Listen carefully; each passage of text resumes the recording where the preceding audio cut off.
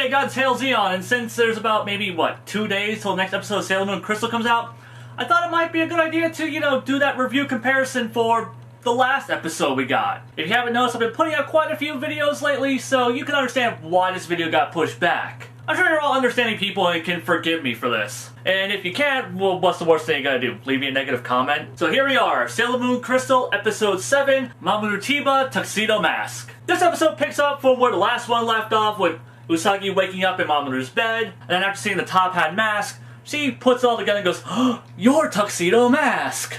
Pretty much after that, the whole villain plot goes into effect. The big plot this time around is to set up an evil video rental store. I'm not kidding, it's an evil video rental store.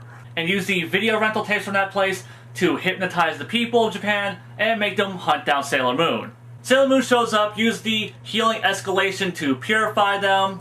Then Zoe's Eye shows up, a fight breaks out, and just when it seems that Sailor Moon is completely fucked, Minako Aino, aka Sailor V, aka Sailor Venus, shows up to save the day. And it ends right there. So how faithful was this episode to the manga this time? Unlike the last episode, which deviated from the source material at key points throughout the story, this episode is pretty by the book. In fact, it's probably the most faithful an episode has been to the comic counterpart since the first episode. The changes throughout this episode are very minimal. As per usual, you get your little bits of padding to help stretch out the length of the chapter to fill an episode. Like Usagi getting ketchup on her face, or Mamoru being on the bus when everyone gets hit with the hypnosis. Keep that scene in mind, because I'm going to be referencing it later. There's some minor shuffling of scenes. There's a few minor scenes cut, like a short conversation with Zoe's Eye and Kunzite, and a one-panel scene with the guy who runs the game arcade.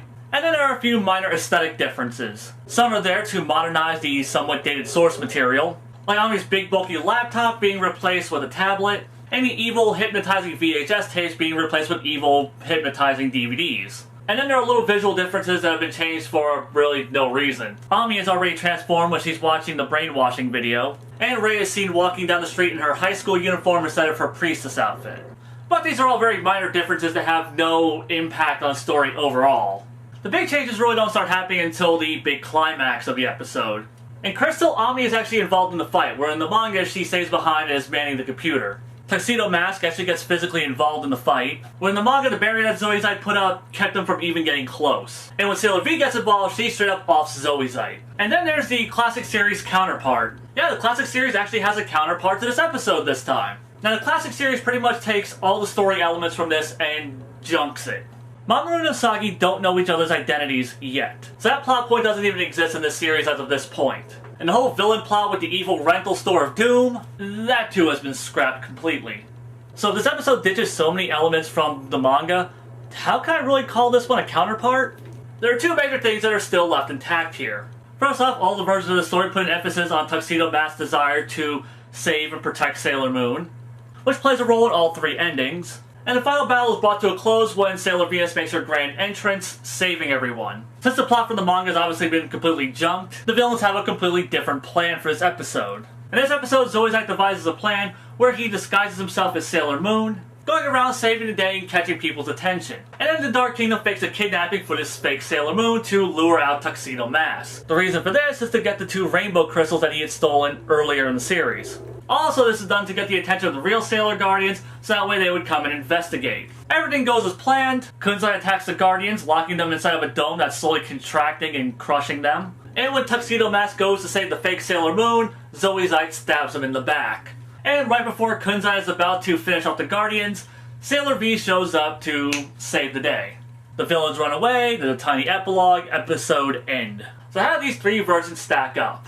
Well, first off, the villain plot for Crystal in the manga is kind of fucking stupid. The brainwashing idea isn't that bad, it just seems completely unnecessary. I mean, if the whole goal was just to get Sailor Moon to reveal herself, they could have done anything. They could have just attacked a random person out in public and the Guardians would have shown up to save them. So this whole evil video rental store of doom thing is completely unnecessary and overly complicated. And also, it's really fucking dumb. Plot points like this are easily one of the weakest aspects of the original manga, where the villains go and create some brand new business that attracts a whole bunch of attention, so that way they can steal energy or some other random shit, and expect the Sailor Guardians not to notice, while naming their businesses shit like Dark and Crystal.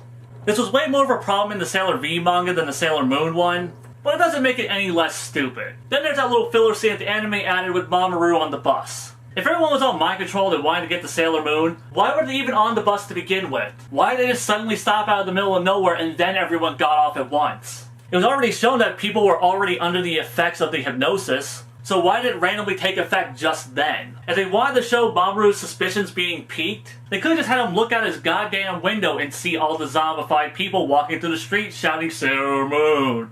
Also, I'm really starting to hate the arcade being this kind of important plot thing in the series. Like, I already think it's dumb enough that they have like a whole command center underneath the arcade, but the fact that the Sailor V game has a DVD slot or VHS slot, depending on which version you're reading/watching, and normal patrons don't even notice this shit or question it, is kind of fucking ridiculous too. Now, the story isn't just full of negatives. The opening scene with Mamoru and Usagi is really sweet. Though I do think it's kind of dumb that, you know, she's so bewildered that Mamoru could actually be Tuxedo Mask. Mamoru really needed to have a line of, really? You're just now figuring this out? And I really like the scene that Crystal added with Tuxedo Mask trying to fight off and save Sailor Moon. But then they kind of ruined it with the following scene, where Zoizette's holding up a crystal to impale Sailor Moon, and she's just fucking sitting there doing nothing! Just waiting to fucking die! At least the manga had the good graces to, you know, have Zoizette holding her in place, trapping her inside of a force field, and only letting go to grab the crystal to impale her from behind. The crystal version just makes her come off as weak and incompetent, relegating the main character to a damsel in distress who's just waiting to be rescued again.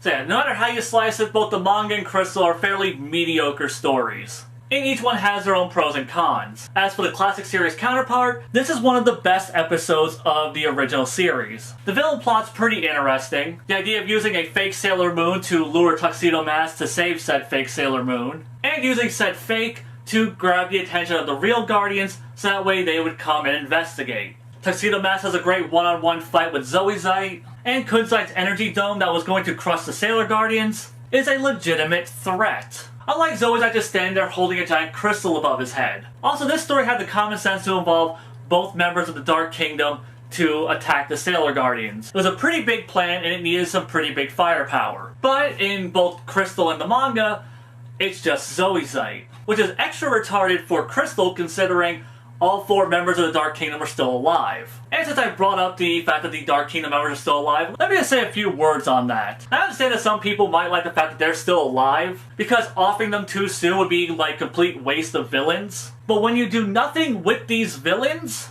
you don't give them any screen time, and you treat them pretty much as if they were dead, then there's no point in them even being around. And this only serves to make the villain force seem more incompetent, because they're only sending out 1 person when they could be sending out 4 to deal with the Guardians. So yeah, out of these 3 versions, which one's the best? Is it the mediocre chapter from the Sailor Moon manga? Is it the mediocre episode of Sailor Moon Crystal?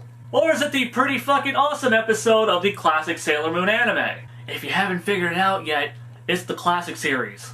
It had the common sense to junk a completely stupid-ass storyline with one that was vastly superior, and actually made our villains feel like a threatening force. And that wraps up my review comparison for this episode. All you manga and Crystal purists, feel free to put your hate mail in the comment section below, and I'll be back in a few days to cover the next episode.